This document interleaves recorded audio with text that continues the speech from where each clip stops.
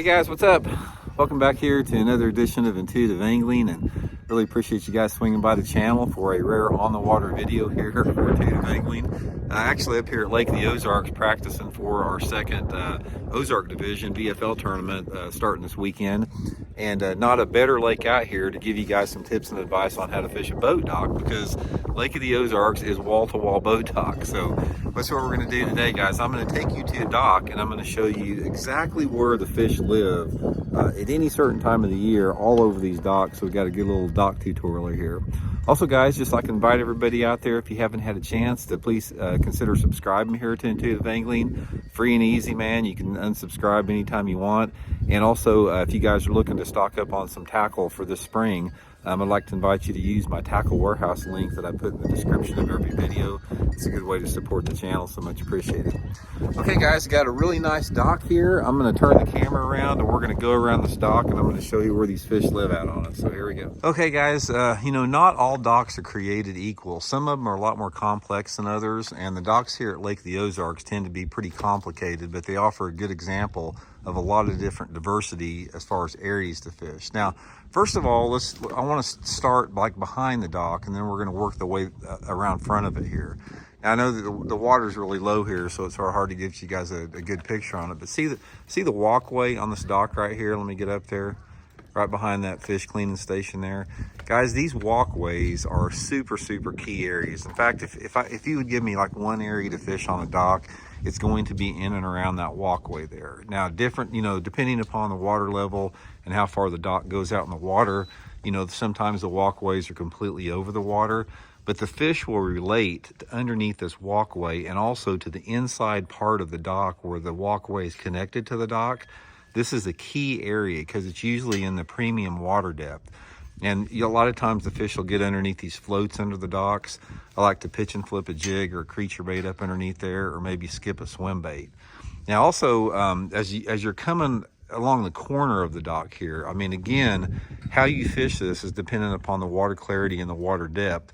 But most of the time, there's going to be two different ways. You're going to have some fish that are suspended underneath these floats here, especially if the dock's deeper. And then also you're going to have some fish relating to the dock and the bottom if it's shallow enough. So see the little openings right there between the floats? I like to pitch and flip a jig up in those floats. That's a really good way to catch them. Those fish get up underneath there in the shade. Then I'll take some time, maybe like a swim bait or spinner bait or chatter bait. Swimming along sides can be really good. Also pay close attention if there's any brush, because a lot of these guys, they plant you know, brush piles for crappie around the docks, and they can be really good, so keep an eye out, a visual for that. Now here's another thing right here, guys. See that this is a wave runner ramp here. It's like where they put their wave runners up, their obnoxious jet skis. I've caught a ton of fish off of these things. Most of the time, like I said, they're just floating pieces of plastic. Fish like to relate to them. It's shade underneath there. Again, they'll suspend underneath it if it's deep enough, or they'll be on the bottom. I like to take a shaky head as one of my favorite lures to fish around these wave runner docks, and just cast that shaky head around it. Now, the front side of the dock is always a key place. It's usually got the deepest water in it.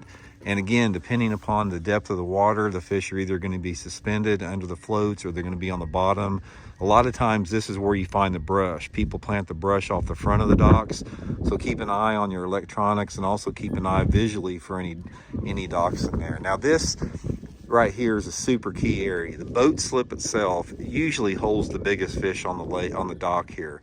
It's usually because it's hard to get to, like with this pontoon boat.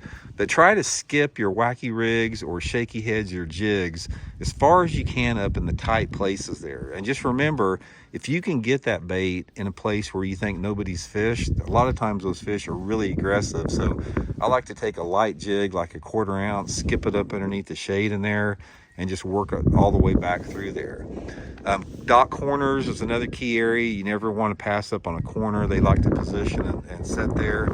And also the shady side of the dock is going to be your key area, especially if the water temperature's over 55 degrees. So most docks, depending upon the sunlight angles, you're going to have some sunny side, you're going to have shady sides. The bigger fish usually position in and around the shady sides in there. So again, the techniques that you use on it is dependent upon the water clarity and the depth, you know, with that. But the main thing, guys, is you've got to determine where the fish are at on the dock depending upon where you're there, because they use different parts of the dock at different times of the year under different situations. Hey guys, that's just a quick little dock tutorial there. One of the things about fishing docks is, like I said, not all docks are created equal. Each dock has sort of a characteristic to its own. Some of the docks you guys fish are the pier type docks. Like if you guys fish the TVA lakes or some of the eastern lakes, they got those big telephone poles in there, which is a little bit different thing. Here in Missouri, we have the floating docks here, so you know the way that you fish them is a little bit different. But the main thing is you just have to approach every dock different, because like you can see that we're in the back of a cove here. Some of the water depth on the outside part of these shallow docks may only be 2 or 3 feet deep on the outside part of it. And then if you go out more towards the main part of the lake, you're going to get into the deeper docks where you might have 15 or 20 feet. So every dock is positioned different. And another thing that you want to realize about docks is try to visualize the cove or whatever you're in without any docks. A lot of people, they get so focused on the docks that they ignore the bank behind the dock here. So what I like to do is I like to pull into an area that has a lot of docks, and I pretend the docks aren't there, and I look behind at the bank, and I try to find the banks that have maybe some little bit of indentation, little irregular features, outcroppings, rock transitions. Anytime that you have a bank that looks good behind a dock, that makes the dock a lot better. So like I said, they're all different. Every one of them requires a unique approach on there. And for the most part, you have to determine if the fish are going to be suspended around that dock or if they're going to be on the bottom around that dock. Are they going to be on the, you know, outside edge? Are they going to be under the walkway? Based upon the time of the year, they could be anywhere on that. So it's pretty easy to pattern though, because usually once you catch a fish or two off of a dock, you can pretty much run a pattern and the fish position the same all over the dock. But some of my favorite dock lures: shaky head, wacky rig, a jig, a finesse jig, swim bait, spinner bait, chatter bait, just depending upon a lot of variables. So anyway guys, hope it helps out. We'll talk later.